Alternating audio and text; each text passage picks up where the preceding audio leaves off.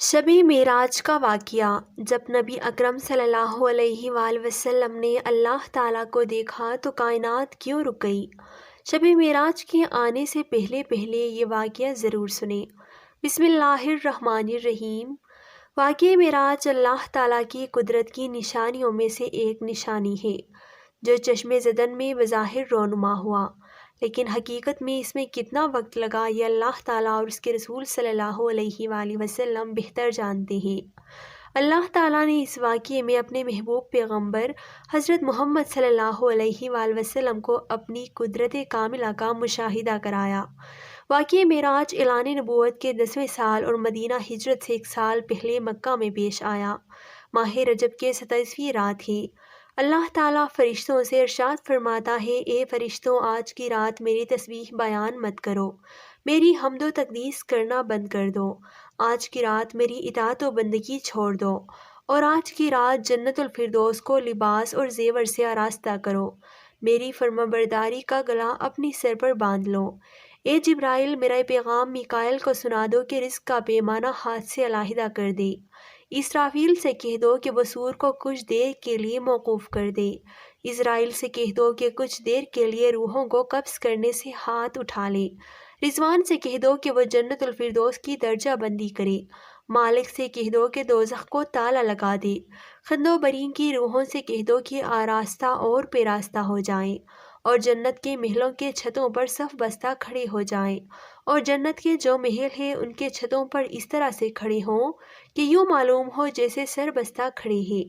مشرق سے مغرب تک جس قدر قبریں ہیں ان سے عذاب ختم کر دیا جائے۔ آج کی رات شب معراج میرے محبوب حضرت محمد صلی اللہ علیہ وآلہ وسلم کے استقبال کے لیے تیار ہو جاؤ۔ آج کی اس ویڈیو میں واقعہ معراج النبی صلی اللہ علیہ وآلہ وسلم کو قرآن و حدیث اور سیرت کی روشنی میں بیان کیا جائے گا۔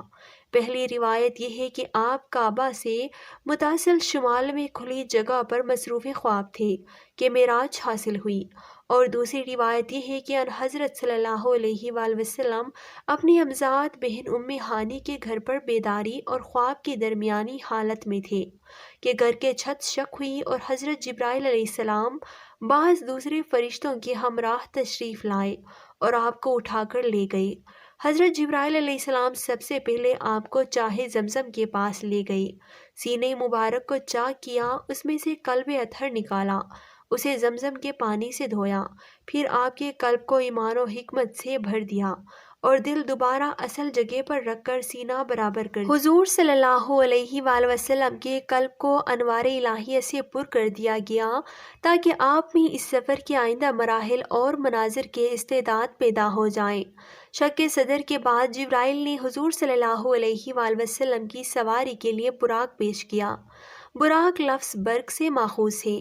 اس سواری کی رفتار بجلی کی مانند تیز تھی، اسی لیے اسے براق کہا گیا۔ براق کی شرح رفتار 1,86,000 میل فی سیکنڈ ہے، اور روایت میں کہا گیا ہے کہ براق ایسی تیز رفتار سواری تھی کہ جہاں حد نظر ختم ہوتی تھی وہاں اس کا پہلا قدم پڑتا تھا۔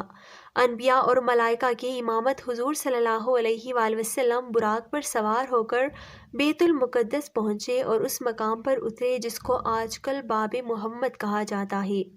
آپ براق سے اتر کر مسجد الاقصیٰ میں تشریف لے گئے۔ یہاں تمام انبیاء اور ملائکہ نے استقبال کیا اور پھر افضل الانبیاء کی امامت میں تمام انبیاء اور ملائکہ نے 2 رکعت نماز ادا کی۔ بعض روایات میں ہے کہ حضور اکرم صلی اللہ علیہ وآلہ وسلم نے سفر معراج سے واپسی پر بیت المقدس میں انبیاء اور ملائکہ کو نماز پڑھائی۔ مسند احمد بن حنبل اور سیرت بن اسحاق کی روایت یہی ہے۔ بہرحال سفر معراج سے پہلے یا اس کے اختتام پر سرور کائنات نے نماز پڑھائی۔ مسجد الاقصیٰ سے باہر نکلے تو جبرائیل علیہ السلام نے آپ کے سامنے دودھ اور شراب کے 2 پیالے پیش کیے۔ آپ نے دودھ کا پیالہ اٹھا لیا۔ اس پر جبرائیل علیہ السلام نے کہا کہ آپ نے فطرت کو اختیار کیا۔ زمین سے آسمان تک سفر۔ حضور صلی اللہ علیہ وآلہ وسلم نے جبرائیل علیہ السلام کی میت میں سفر آسمان تک براق پر سفر کیا۔ بعض روایات میں ہے کہ براق تو آپ نے بیت المقدس میں ہی چھوڑ دیا اور آسمان سے ایک مرصع سیڑھی نمودار ہوئی تھی، آپ اس کے ذریعے حضرت جبرائیل علیہ السلام کے ساتھ آسمان پر گئیں۔ اس زینے کے بارے میں جو روایات ہیں ان میں کہا گیا ہے کہ حضور اکرم صلی اللہ علیہ وآلہ وسلم نے فرمایا، وہ زینہ جس کے ذریعے بنی آدم کی روحیں بعد اس مرگ چڑھتی ہیں، اور اس زینے سے زیادہ خوبصورت کوئی چیز مخلوق کی نظر سے نہ گزری ہوگی، اور میرے رفیق سفر جبرائیل علیہ السلام نے مجھ کو اس پر چڑھایا یہاں تک کہ میں آسمان کے دروازے تک پہنچ گیا۔ صحیح مسلم میں جو روایت ہے اس میں براق یا زینے کا کوئی ذکر نہیں، صرف یہ ہے کہ جبرائیل علیہ السلام مجھ کو لے کر آسمان پر گئے۔ جب حضور صلی اللہ علیہ وآلہ وسلم پہلے آسمان پر پہنچے تو دیکھا ایک بزرگ دائیں جانب دیکھتے تو ہنستے ہیں اور بائیں جانب دیکھتے ہیں تو روتے ہیں، اور حضور کو دیکھ کر فرمایا، مرحبا مرحبا اے فرزند صالح مرحبا۔ فرشتوں نے تعارف کرایا کہ یہ آدم علیہ السلام ہے، ان کی دائیں جانب اہل جنت ہے، بائیں طرف اہل دوزخ۔ پہلے آسمان پر حضور صلی اللہ علیہ وآلہ وسلم نے نہر کوثر بھی دیکھی، جس کے کناروں پر جواہر کے محل بنے ہوئے تھے اور جس کی مٹی مشک کی طرح خوشبودار تھی۔ یہ نہر کوثر اللہ نے آپ کے لیے مخصوص کر رکھی ہے۔ آپ نے کہا کہ اس کا پانی دودھ سے زیادہ مفید تھا، اور میں نے نہر کوثر کا پانی پیا۔ دوسرے آسمان پر حضور صلی اللہ علیہ وآلہ وسلم کی ملاقات حضرت یحییٰ علیہ السلام اور حضرت عیسیٰ علیہ السلام سے ہوئی۔ تیسری آسمان پر حضرت یوسف علیہ السلام حضور صلی اللہ علیہ وآلہ وسلم سے ملے۔ چوتھے آسمان پر حضرت ادریس علیہ السلام نے آپ سے بات چیت کی۔ پانچویں آسمان پر حضرت ہارون اور چھٹے آسمان پر حضرت موسیٰ علیہ السلام ملے۔ انہوں نے حضور صلی اللہ علیہ وآلہ وسلم سے کہا، آپ کی امت کے لوگ میری امت سے زیادہ جنت میں جائیں گے۔ ساتویں آسمان پر سرور کائنات کی ملاقات حضرت ابراہیم علیہ السلام سے ہوئی۔ ساتویں آسمان کے بعد آپ کو جنت کی سیر کرائی گئی۔ پھر یہاں سے آگے بڑھ کر سرور کونین سدرۃ المنتہا یعنی انتہا کی بیڑی کا درخت پر پہنچے۔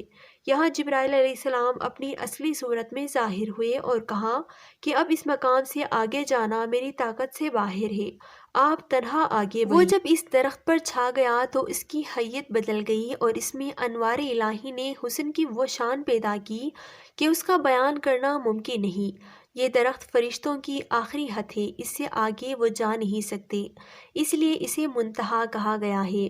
یہاں سے حضور حجابات و کیفیات کی منازل سے گزر کر خالق سے ہم کلام ہوئے اور نور الہی کو دیکھا، اس سے باتیں کی۔ بارگاہ رب العزت سے اس موقع پر حضور صلی اللہ علیہ وآلہ وسلم کو عطیات مرحمت کیے گئے۔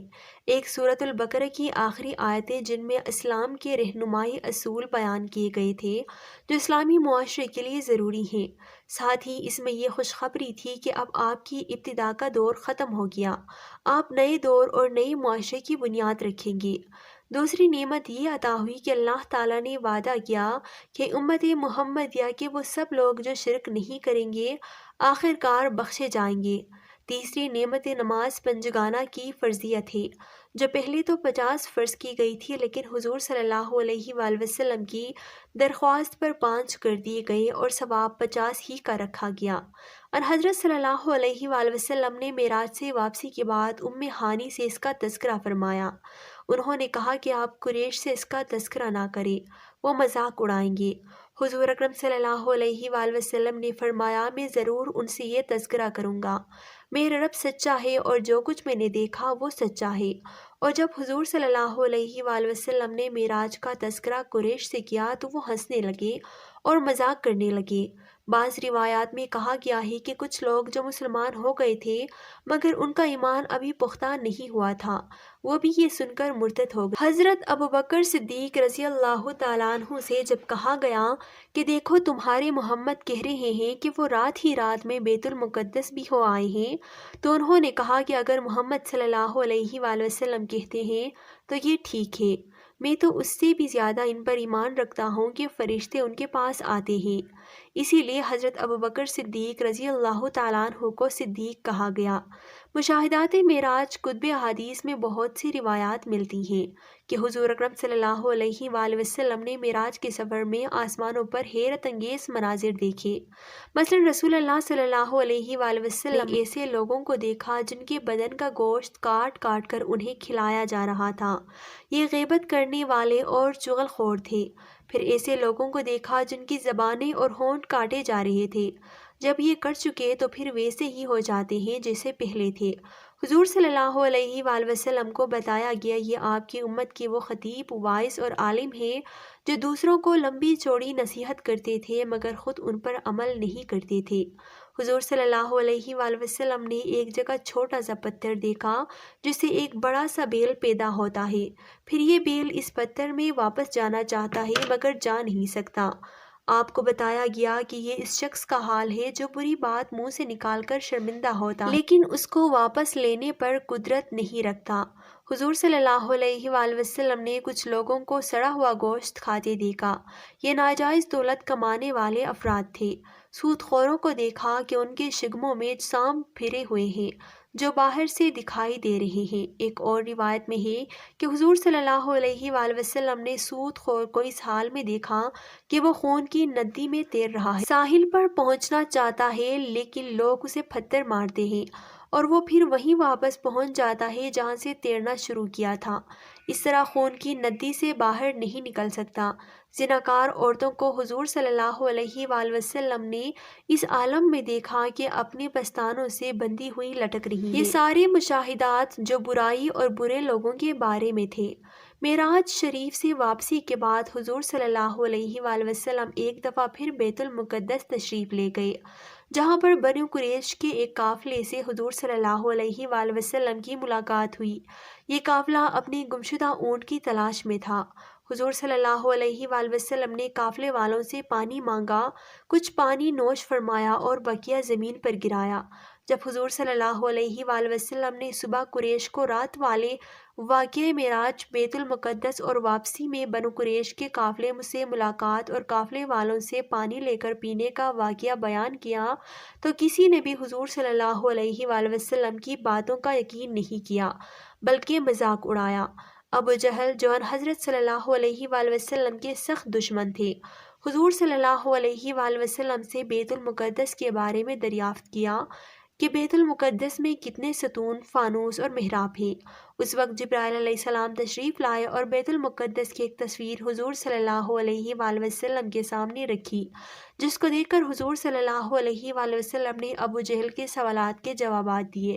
جب قریش کے لوگوں نے یہ سنا تو انہوں نے کہا کہ قافلے کا انتظار کرتے ہیں تاکہ ان سے اس بارے میں پوچھا جائے۔ حضور صلی اللہ علیہ وآلہ وسلم نے فرمایا، قافلے والے سورج طلوع ہونے کے قریب مکہ معظمہ پہنچیں گے اور قافلہ والوں کے آگے آگے ایک انتہائی خوبصورت اونٹ بھی ہوگا۔